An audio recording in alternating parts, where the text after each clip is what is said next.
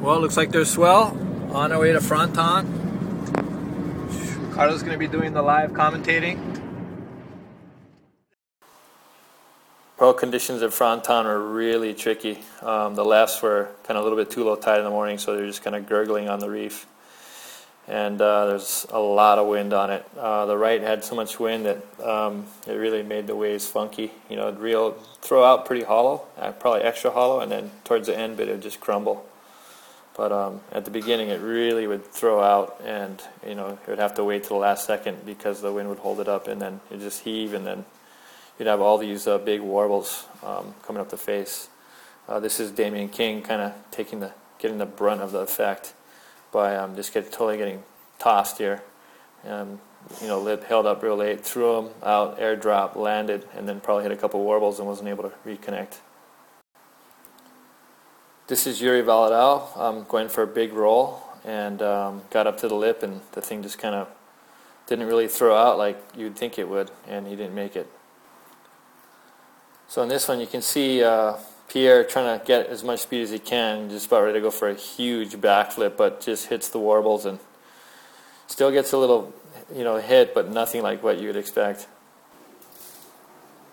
Jared Houston also trying to do an arse here, but just wave just kind of weirded out. One guy that was on though was Jeff Hubbard.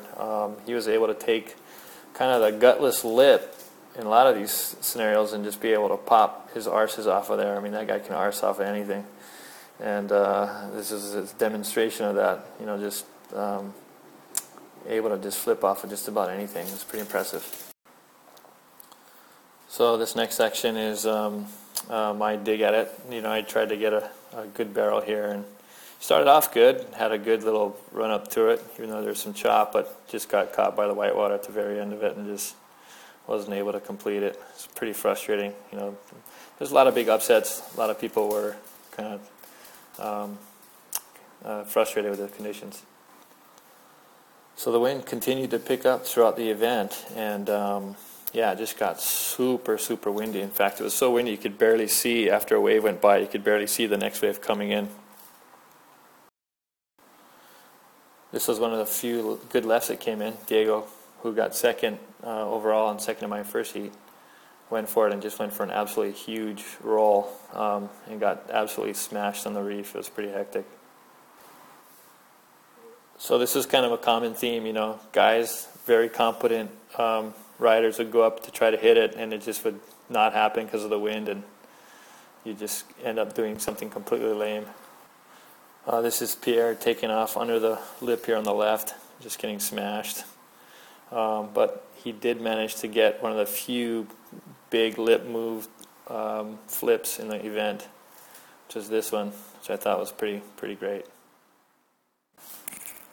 Congratulations to Jeff, 10 grand richer, who demonstrated his ability to surf in all conditions. We got some barbecue going over here. After the contest, I made the final.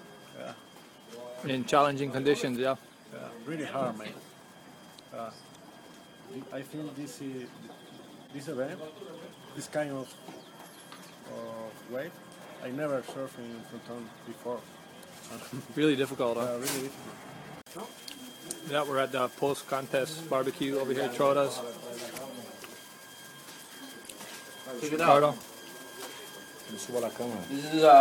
This is a mix the Brazilian people used to do to actually eat with the meat. This is a Brazilian Spanish. We got all the. Check out this guy's ears. So another maniac fighter over here with all the scrappers. The partiers. Trota got his intergalactic bomb.